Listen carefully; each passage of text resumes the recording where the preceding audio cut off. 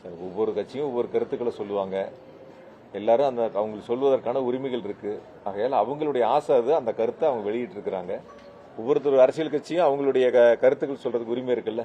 அதனால அவருடைய கருத்தை அவர் சொல்லியிருக்காரு. அது அவருடைய ஆசையா இருக்கலாம். அது 2026 தேர்தல் வாக்கு அன்னைக்கு தான் அவர் எவ்வளவு தொகுதியில என்ன ரிசல்ட்ங்கிறது அவர் தெரிஞ்சுக்க முடியும். கள நிலவரங்களை பொறுத்த வரைக்கும் நீங்க பாக்குறீங்க, நாங்களும் பாக்குறோம். நீங்களும் எல்லா பகுதிகளுக்கும் சுற்றி பாக்குறீங்க, என்ன கருத்துக்கள் இருக்குங்கிறதையும் சொல்றீங்க. சில நேரங்கள் இருக்கக்கூடிய நிறைகள் அதிகமா சொல்றதை விட குறைகள் அதிகமா நீங்க சொல்றீங்க. அதை நாங்க எங்களுக்கு ஒரு இதாக தான் நாங்க எடுத்துக்கிறோம். செய்யக்கூடிய பணிகளுக்கு நீங்கள் எங்களுடைய கவனத்திற்கு கொண்டு வருவதை தான் நாங்கள் எடுத்துக்கிறோம். கோயம்புத்தூரை பொறுத்த வரைக்கும் நீங்கள் குறைகள் சொன்னாலும் கூட அந்த குறைகளை நிவர்த்தி செய்வதற்காக தான் நாங்கள் நடவடிக்கை எடுக்கிறோம்.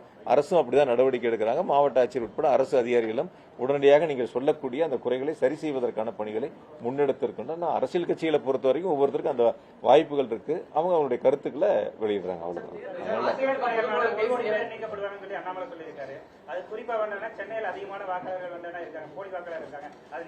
சார், நான் என்ன பொறுத்த வரைக்கும் போலி வாக்காளர் அப்படின்னு நீங்க உட்பட நான் உட்பட சொல்றதே தவறானது.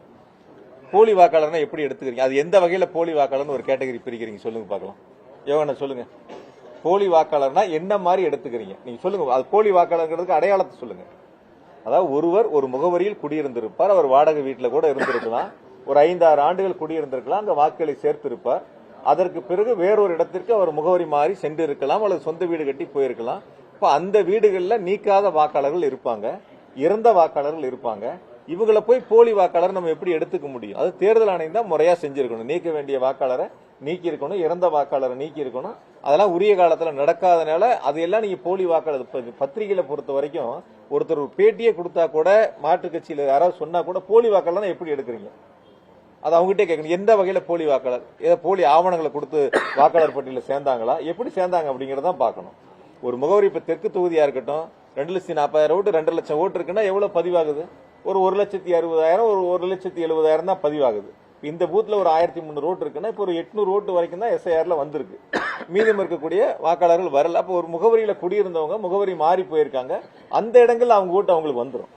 எந்த இடத்துக்கு மாறி இருக்காங்களோ அங்க போய் அவங்க இப்ப 2 இடங்கள்ல ஓட்டு வச்சவங்க ஒரு இடங்கள்ல ஓட்டு வருவதற்கான அந்த வாய்ப்புகள் இருக்கு. அதனால போலி வாக்காளர் என்பது என்னை பொறுத்தவரை ஒரு ஏற்புடைய கருத்து அல்ல.